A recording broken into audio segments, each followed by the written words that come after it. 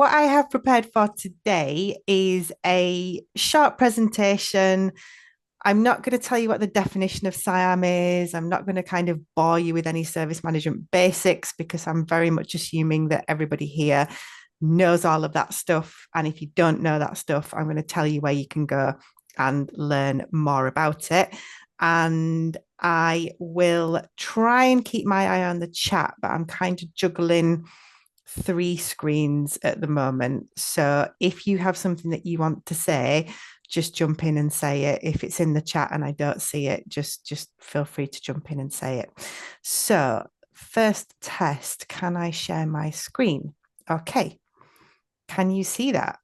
Yes, we can. Awesome. Thank you very much, Matt. So herding cats, juggling chainsaws, keeping the lights on is kind of a summary of what we're all trying to do in our little service management and IT worlds these days. And what I'm going to talk about today is why I think SIAM principles is something that can be helpful as we all struggle with our burnout, overload, and just general too muchness. So, okay. Why SIAM? I am suggesting now that integration is the magic word. It used to be, I don't know, what did it used to be? Systems integration was quite a good magic word. But general integration is the magic word Supplier now. management. Supplier management, yep. SIAM is very much a super duper Rolls Royce evolved version of supplier management. So yeah, it is a magic word, and it's because we're all kind of struggling at the moment. The technology is changing really, really quickly. Now we've got to think about experience as well. I see Sakari's on the call, so he'll know all about that. We tend to have quite a lot of out of date stuff in our organization, whether that's the practices that we follow, whether it's the technology that we've got. We've got long change cycles, we've got weak integration between teams. And sometimes we don't even know what the value we're trying to deliver is, and we can't measure what we're trying to do. And I think if you look at how service management in general has evolved, not just SIAM, if you think about where did DevOps come from? DevOps came from the fact that we needed to integrate internal capabilities and internal teams. And what most organizations are actually doing is trying to stitch together everything inside the organization and trying to stitch together everything outside the organization. It's like doing crochet. It's super, super challenging. So it's not just a supplier thing. It's not just an internal us thing. It's a little bit of both that we're trying to juggle. And this is a slightly more fancy way of saying these things. So this slide is taken from one of our fabulous free downloads in the Scopism SIAM community, which is the SIAM pitch deck. And it's basically questions you can ask to say, do we need to have a bit more of an integration mindset in our organization? And just a couple that I want to pick on.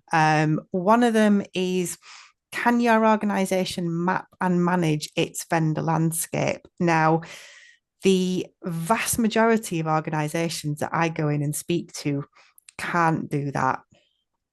Or if they can do that, it's because there's one person sat in a cupboard somewhere who's been with the organization 15, 20 years, maybe has a filing cabinet, and that's where that information lives. So that's kind of a little red flag, I guess, that we might need to be doing something differently. And the other one, which I could talk about for 20 minutes, I'm not going to, is shadow IT developing in your business? And the reason I want to highlight this is because shadow IT is typically seen as a negative thing. We don't want that. We want to control IT from the IT department. My suggestion is that shadow IT is hugely positive.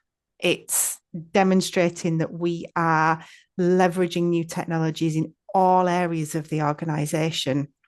And it's building towards a shift in the role of the IT department. So the IT department is becoming an aggregator, an advisor, an integrator in its own right. So what we want to be doing is finding these shadow IT instances and not taking them over, not saying, no, you're not allowed to do that, but saying, does this integrate with the rest of our organization? Is it secure? Is it scalable? Is it flexible? Does it integrate with other systems where we need to? And that's a really important point. So the rest of the questions are all good, but I just wanted to pick on a couple there. I hope we haven't got anybody called Henderson on the call. Google Gemini, apparently, that's its default name for business people. um, but there does seem to be this tendency with anything, with SIAM, with ITIL, with AI, to think that this is a box that we purchase. You know, I want a SIAM, I want it now. I want AI. That's brilliant. I'm going to buy one and put it on my desk.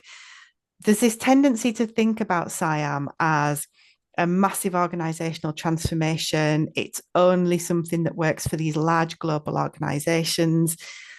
I'm going to suggest to you that it doesn't have to be that complicated. And rather than coming at this with a change the world mindset, one of the nice ways to get started with SIAM is to think a little bit about where we can put some integration principles into our organization. So what you're getting here is actually a sneak peek from the 2025 SIAM Body of Knowledge Refresh, which is published on the 3rd of November. It's going to be in our community. It's going to be at our conference in the UK. But one of the new areas of content that we're introducing, it's not a very snappy title, but it's called Using Smart Integration to Solve IT Challenges. We tried to think of something shorter. We didn't really get very far with it. But what we're suggesting in this new content is that many of the challenges that IT organizations experience, so for example, headcount flexibility and skills shortages, let's just pick one there, can be successfully addressed with SIAM principles. So if you are having challenges in your organization, you do not necessarily have to do a full SIAM transformation, but you can pick on bits of the best practice in order to help you do better. So headcount flexibility and skill shortages, I picked on that one because that's something that SIAM teaches us can be resolved quite easily by having flexible contracting arrangements, by having smart contracts with our service providers, by leveraging organizations around the world to get access to new skill sets that are perhaps not available locally to us. One of the other publications is talking about the benefits of having access to diversity in your supply chain as well, and the different perspectives that that can bring.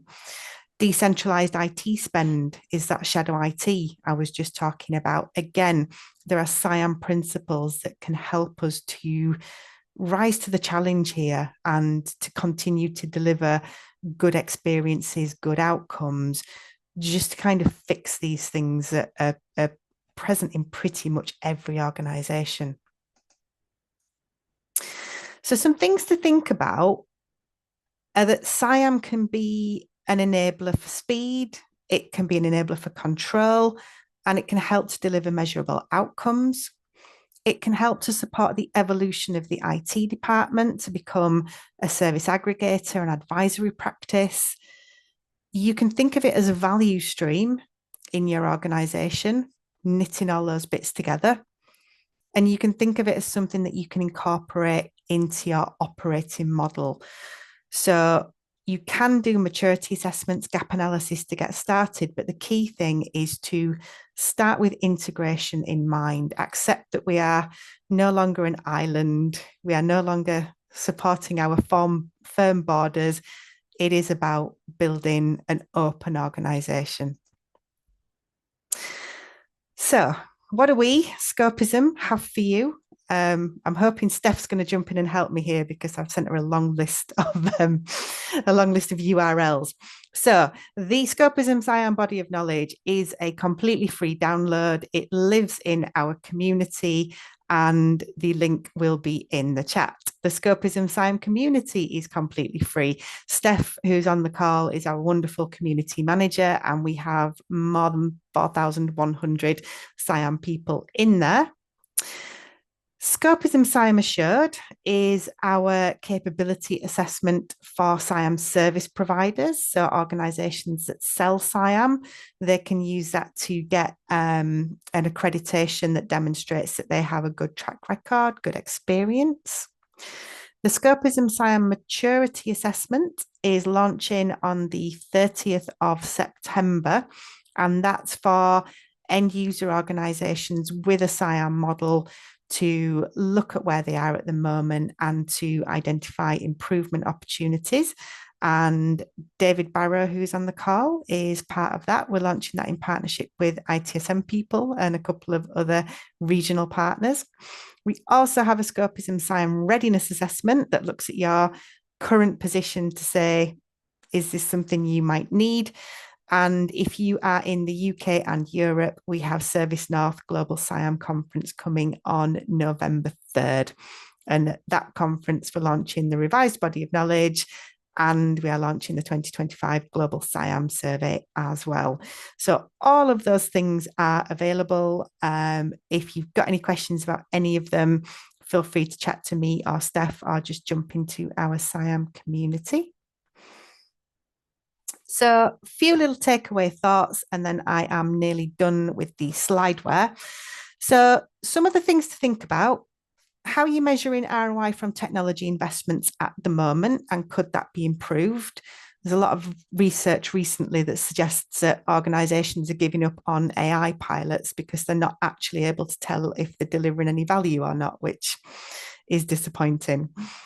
Does your organization have a track record of success with its technology projects and programs? And if not, why not?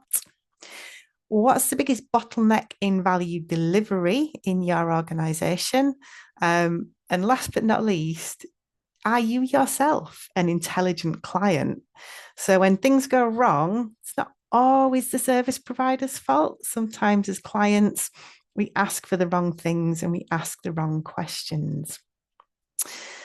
Some links there, which are more for afters. So the links to the community and what goes where, and that's mine and Steph's email addresses as well, should you wish to follow up with us.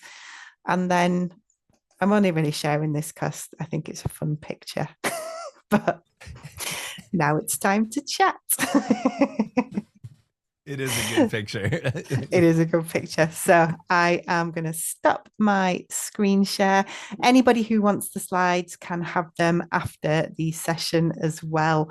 But for now, I will start scanning through the chat, and I'm happy to answer